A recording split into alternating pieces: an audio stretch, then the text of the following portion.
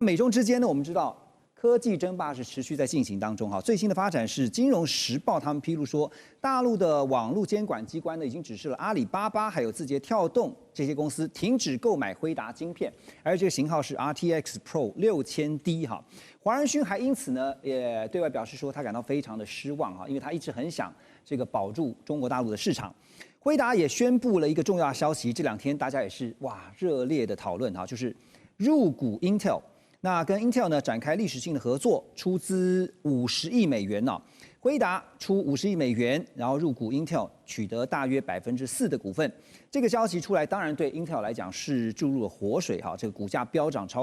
度飙涨超过22%。而根据目前双方的协议内容啊，要共同开发多世代，就是 X86 哈 X86这个 CPU 的产品，然后应用在资料中心跟 PC 产品。黄仁勋也透露，这项合作呢，要瞄准的是年产值大约500亿美元的庞大市场，其中呢，资料中心跟 CPU 的市场大约是250亿美元，笔电的市场哈，每年销售是1.5亿台。我要问一个技术问题啊，因为君老师今天在哈，从技术面怎么去看辉达这个入主 Intel？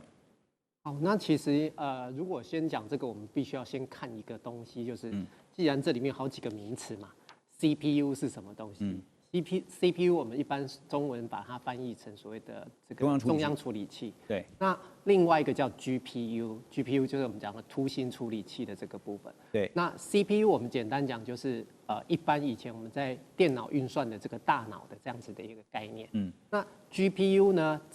最早，其实大家回想。辉达以前其实是做影像、做这个游戏晶片的，那后来转型在所谓 AI 这样子的一个晶片上，为什么？因为后来有证明，我用 GPU 用绘图的这个图形处理器的这个晶片来跑所谓 AI 的运算是特别的有效率，速度更快，对，速度更快，特别有效率这个部分。那所以在这一个部分来讲，这个其实我们看到的是，在这里看到的是辉达，还有这个 Intel， 其实还有第三家叫做 AMD。那 AMD 其实这三家来讲，它的恩怨情仇其实是有的。为什么？因为其实在讲 Intel 讲 CPU 的时候，我们会讲到 Intel 是这个以前个人电脑时代的这个王者，那可是老二是 AMD。那如果讲到这个 GPU 的时代的时候，我们想到的是辉达是老大，那第二名是 AMD， 也就是说在这个 AMD 是 CPU 跟 GPU 都有做，可是，在 Intel 来讲，它 CPU 是强项，对，它的 GPU 很不好。那同样的，这个辉达它 GPU 很强，它想做 CPU， 事实上它也有做 CPU。所以它在先前的这个 AI 的伺服器的晶片里面，它也有推出它的这个 CPU， 但是对于它来讲，毕竟 Intel 在 CPU 的这个发展或者是这样子的一个产品上来讲，还是有它的强项。老师，那您评估哈，这次辉达跟 Intel 的合作哈，它未来的成效，您觉得乐观吗？是，那其实如果从这边来看的话，其实就像我们刚刚讲的，Intel 是 CPU 强，辉达是 GPU 强。那他们两个其实都有一个共同的敌人，叫做 AMD。那所以来讲，这个他今天分别各自把它强的这个部分合在一起，那其实来讲这是正面的。不过这两天也看到一个分析说，Intel 要特别小心的是它的代工业务啊，一直是它的软肋。是，其实这一件事情，所以他们其实这一次来讲也特别把它强调说，这个它跟辉达的合作其实并不涉及到代工的这个部分，还是会把它这个交由台积电来做这个晶圆代工的制作的这个部分。那在这个 Intel 的代工的这个部分来讲，它其实先前的这个它的代工只针对自家 CPU 来做代工。对。那可是呢，这个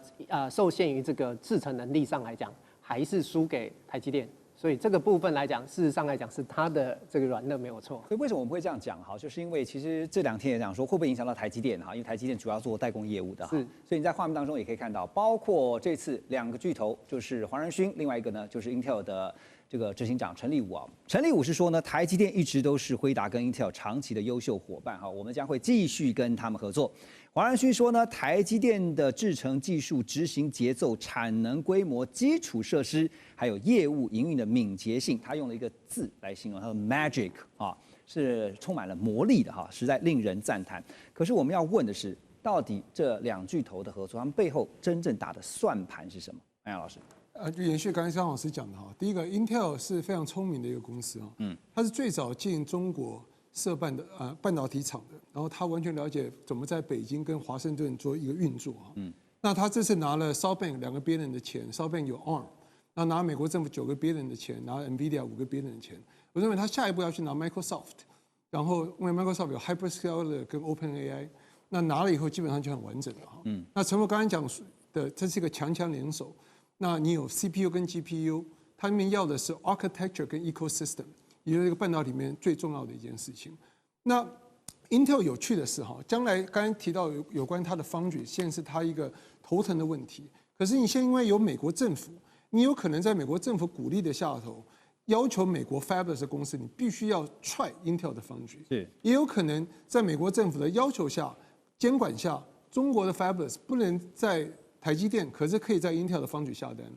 然后 Intel 的 foundry 也有可能它可以。就是说 Intel 将来一分为二 ，Foundry 跟 Fabless。那 Foundry 呢，可以去并美积电，可以并 Global Foundry。那台积电这次是吃了闷亏了，就是说你被勾去到美国，你盖厂时间要多3倍，你的成本要多5倍。在台湾请全国之力，水电无限畅饮，工程师为国争光，去帮台积电做。可你在美国的时候不一样，美国的工程师工时短，这个要求又高，工资又高。那台积电的美国工程师英文也不行，也不知道美国的潜规则，所以学习曲线非常陡峭。而 NVIDIA 是个非常聪明的公司，台积电是把摩尔定律 stretch 到极致，它用2奈米，现在2奈米苹果拿了一半，可是 NVIDIA 根本不急得跟，NVIDIA 不会当白老鼠，所以 NVIDIA 只要在3奈米就好，它只从4奈米到3奈米，而它因为有很强的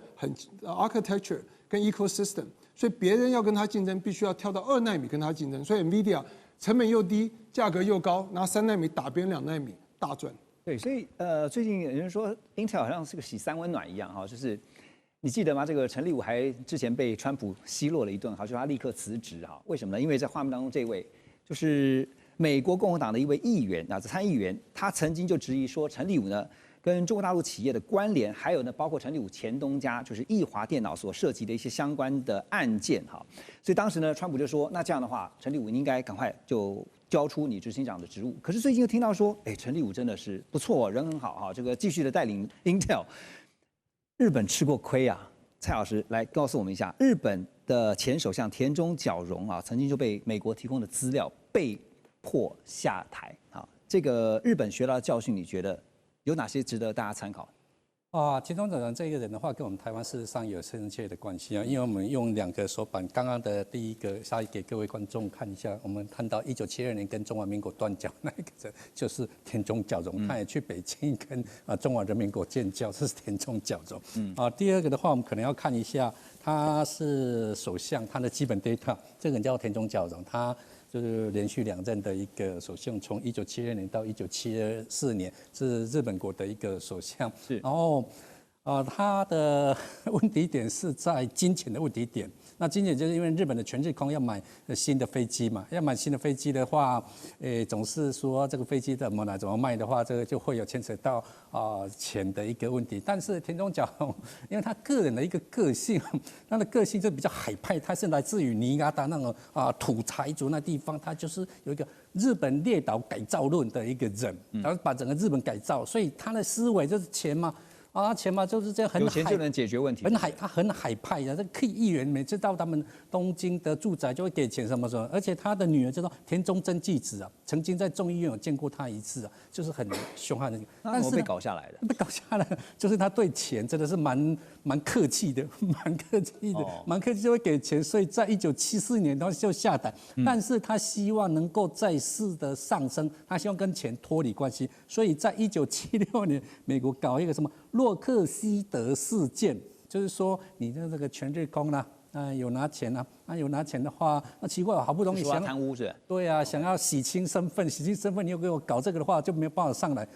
连跟他在一起的议员，因为议员嘛，说啊，等那你身境干净一点，然后再跟上去。但是你都是挺他的，那既然挺他的话，你们这些都有问题，所以整卦就下来了。所以田中就结束他的政治生命。所以真的是哈，这个要从教训当中学经验哈，这个此一时也彼一时也，陈立武也得当心哈。现在说你这个好棒棒，然后呢带领着 Intel 哈，因为对于美国来讲 ，Intel 是美国之光啊，但是也得小心，像田中角荣就是一个非常血淋淋的例子。好，可是最近也看到说，川普这一次到英国去访问嘛，特别也带了黄仁勋，还有那个 OpenAI 的 Sam Altman。然后呢，大家就在想的是说，美国的科技战略到底是什么？除了现在的围堵封锁，它在全球的布局到底怎么看？大师？我觉得基本上他就是基本上都要回到美国去制造，就是制造在美国。制造就好。他这些基本上，尤其这些制造，包括你这些像台积电的整个制造，然后先进封装，这些都是很硬体的部分。当然还有一个就是说，美国在这个晶片设计上并不落后。你那个 NVIDIA 主要它是做晶片设计对不对？它的晶片都是台积电生产的。它有一部分给三星了啊，那所以基本上我觉得在这个问题上就是说这个 Intel 是不是会得救啊 ？NVIDIA 给了他50亿美金，对，注入活水感觉，小钱，其实是小钱呢，小钱啊。可是问题就变成就是说 ，Intel 的问题今天就是说设计打不过 NVIDIA， 对吧？它快被淘汰，尤其 AI 的晶片，它已经被淘汰了。那么制造它根本就没有办法跟 TSMC 我们台积电对，也不能跟三星对干。它在7奈米的时候，它就已经卡住，做不下去了。对，它的 Foundry 是最赔钱的一个单位，所以你要去救它的话，也是很困难。第三个先进封装也不急也不急这个台积电，也不急我们的日月光所以就变成就是说，你今天要救这个公司，就是为什么川普要救这个公司？因为它是这所有公司里面血统最纯正的美国公司它是一个纯血美国公司。对，你要把制造业带回美国的话，你不是把台积电去，台积电再怎么讲，它还没有像台积电到日本盖成日积电，对不对？台积电在日本叫日本，有一种低张子跟数字叫 JSMC 概念台积电到日本已经不叫 TSMC 了，台积电到美国还叫 TSMC。T 是代表什么 ？T 是代表台湾对，日本人比较做的彻底，说你给我改名到 JSMC 可是它还是台湾的。那你今天台积电去了，你川普你可以说制造业，我们把我们美国制造业回来，对不起，你是抢回来的，对不对？另外一方面，你要把日月光这些抢去的话。对，你也是我们台湾的，没错。所以你要川普来讲的话，他这个 MAGA Make America Great Again， 所以他当时对于我们这个陈立武先生我总是觉得他觉得是面孔不对，不是那个纯血美国人，华人面孔，对他会觉得一开始他在的那个 True Social 对陈立武那种羞辱，是前所未见的，他要他立刻下台的。那陈立武当然就变成就是说。他有他的办法，还有很多人去劝他，你能够救 Intel， 你不要从民族主义角度去看，所以就是说，我觉得就变成就是说，今天这一次这个Intel 获得50亿美金，他再从美国政府拿65亿，拿100亿美金大概没差，可能也没有这么困难。这是公司的文化，对，这是公司的领导，还有技术发展的一个程度不是那么快能够赶上来的。对。所以我觉得川普是用什么？用民族主义、用政治目标来提升一个过去美国的一个所谓的一个头面的公司，纯学美国的 Intel， 代表美国在这个芯片业的一枝独秀的。可是现在已经没有那个实力了。没错，你硬是把它提上来我不认为政治力能够解决政治的力量能够解决一个工业、一个工厂的竞争力的问题。所以我们说，川普或者是说美国，其实他最想做的，当然就是在台湾这边整个半导体的供应链呢，比照办理一套，就直接在美国复制但是